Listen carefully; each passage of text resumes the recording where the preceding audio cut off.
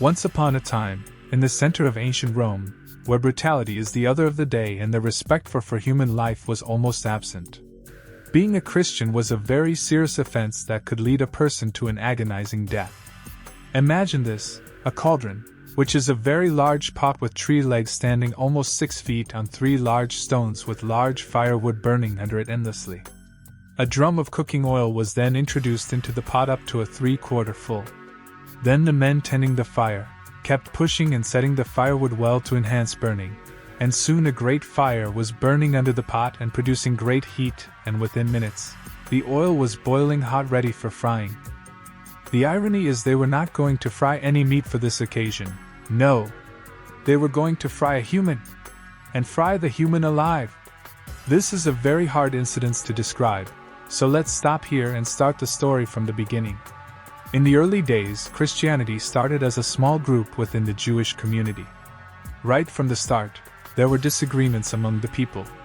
Before Saul changed his ways and became Paul, he used to harm the early Christians who were also Jewish. It's said in the Bible that about a year after Jesus was killed, a man named Stephen was killed for not following Jewish rules, and Paul, who was watching, didn't try to stop it. Later, in the Bible, Paul talks about all the hard times he went through after he changed his beliefs. He mentions how he was hurt many times by Jewish people, whipped 5 times, beaten with rods 3 times, and even stoned once. In 41 AD, Herod Agrippa gained the title of King of the Jews, expanding his territory to include lands previously ruled by Herod Antipas and Philip. This move effectively revived the kingdom of Judea established by Herod the Great years before. Herod Agrippa sought to win favor with his Jewish subjects, but continued the persecution of Christians. During this time, James the Great was killed, St. Peter narrowly escaped death, and other apostles fled to safety. After Herod Agrippa's death in 44 AD, Roman procurators took over governance, maintaining a period of relative peace until 62 AD. However, when the procurator Porcius Festus passed away, a power vacuum emerged.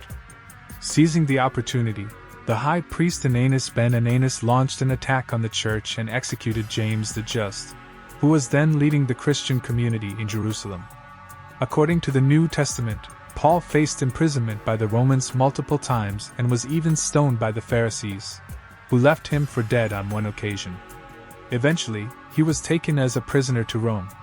Peter and other early Christians also experienced imprisonment, beatings, and persecution. The first Jewish rebellion, triggered by the Roman killing of 3,000 Jews, resulted in the destruction of Jerusalem in 70 AD. This event marked the end of Second Temple Judaism and paved the way for the gradual emergence of Rabbinic Judaism. Claudia Setzer suggests that Jews did not perceive Christians as distinctly separate from their own community until at least the middle of the 2nd century. However, many scholars argue that the parting of the ways occurred much earlier, with theological distinctions emerging immediately. During the era of Second Temple Judaism, there were multiple expressions of Jewish identity. After the destruction of the temple, one path evolved into Rabbinic Judaism, while another path developed into Christianity. Christianity's core belief centered around Jesus of Nazareth, whom they regarded not only as the promised Messiah but also as the Son of God, offering a pathway to God and divine blessings to both Jews and non-Jews. John served the church he loved and died in peace in the city of Ephesus, unlike his apostolic comrades. He did not, however, lead a quiet life. John was one of Jesus' 12 disciples at the time of his death. He also wrote 5 New Testament books: the Gospel of John, the letters 1 John, 2 John, 3 John, and Revelation, traveled much, and took part in the early years of the church in Jerusalem. While John's list of achievements was undoubtedly remarkable, he was probably the first to admit that everything he had accomplished in life was nothing compared to what Jesus had done for him. John's character summary reveals a great deal about how Jesus transforms people's lives. John's survival among the other apostles is indicative of the particular kind of suffering he went through. John endured suffering and survived while the other disciples all perished. John's life exhibited the traits of a martyr, even if he was not one in the strict sense. He was a model sacrifice that may be imitated. And as we'll see, God's intervention saved him from becoming a true martyr on multiple times. Among the angrier disciples of Jesus were John and his brother James. A distorted image of John is frequently produced by artistic interpretations and first-hand accounts. He was the disciple that Jesus liked, to be sure, but it didn't make him especially endearing. More likely, he was a typical rough-and-tumble, diligent, brazen fisherman of his era lacking in social graces. It's likely that Jesus referred to John and his brother as sons of thunder, more as a loving nickname than as a compliment. Early in his narrative, Mark mentions that unique moniker, 3 verse 17, suggesting that their qualities were apparent right away. They definitely lived up to the moniker. Once, following their observation of Jesus' transfiguration on the mountain, Peter, James, and John got into a telling disagreement about who was the greatest among them within the group of disciples.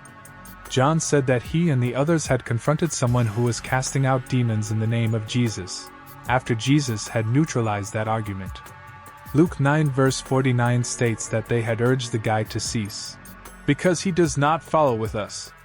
John was surprised by Jesus' desire that others be encouraged to exercise the authority bestowed upon them in Jesus' name, as he had anticipated Jesus to grant him approval. However, the competition for status and power was far from ended. The last voyage to Jerusalem and an event in Samaria, a town where Jesus was not welcomed, are promptly described by Luke.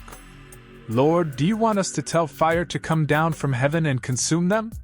John and James offered to take action, anxious to demonstrate their perceived increased authority among the Lord's followers. Luke 9 verse 54. It's possible that Jesus turned so they could see his face but said nothing, as we are just told that he turned and rebuked them for this idea. Perhaps the gaze was a more painful correction than the words. The discipleship process Jesus spent a great deal of effort and time practicing with the earliest disciples, and it persisted all of the apostles' lives. John had to learn the hard way of love. He is disclosing what changed him from a son of thunder to a son of love when he continuously uses the name Jesus loved to describe himself in his story. John 13 verse 23. He was loved by Jesus. John's thirst for the truth never went away. It seems clear from even a cursory study of his gospel and the 3 letters of John that the author was an ardent defender of the truth. However, what comes across even more from John's writings is that he was a man of love. By the conclusion of his life, John had condensed his teaching into a single, gentle command. "Children, love one another," according to ancient witnesses like Eusebius. It seems that was his go-to response whenever he was asked to say something or offer an opinion. When questioned about it, he said that if that one command was properly followed, then everything else would take care of itself. The beloved disciple mentioned in the New Testament was the brother of James the Great. He played a significant role in spreading Christianity, establishing churches in Smyrna, Pergamos, Sardis, Philadelphia, Laodicea, and Thyatira. According to tradition, the Roman Emperor Domitian ordered that the Apostle John be boiled to death in oil, but miraculously, John continued to preach from within the pot without being harmed. On another occasion, John was compelled to drink poison, yet as promised in Mark 16 verse 18, it did not harm him. Despite these attempts on his life, John, who was leading the church in Ephesus at the time, was eventually banished to Patmos in AD 97. John's survival through these trials was attributed to God's plan for him. While on the island of Patmos, secluded in a cave, John received a profound vision. This vision became the book of Revelation, a powerful testament that would shape the course of evangelism throughout the church age. In Revelation, John prophesied about the events surrounding the return of Christ, eagerly anticipating his arrival. Even to this day, John's writings continue to inspire believers, encouraging them to eagerly await the glorious return of Christ.